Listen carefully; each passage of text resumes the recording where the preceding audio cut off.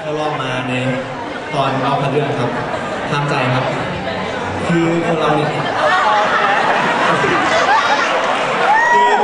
ไปรักใครแล้วไม่รักเนี่ยก็ต้องห้ามใจครับ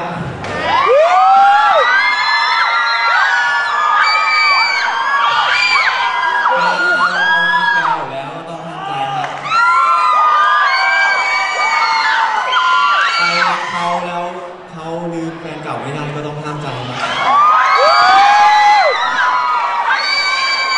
แต่ไปรักแฟนเพื่อนต้องให้ไวครับมิวสิกครับ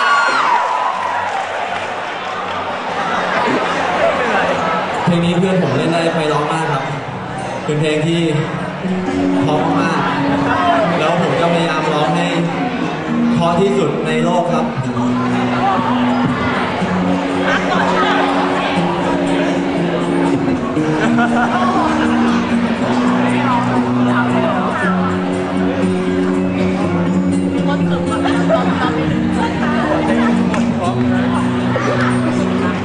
ไม่มีสิทธิ์ที่จะไปห้ามให้เธอในเมื่อเธอไม่มีใคร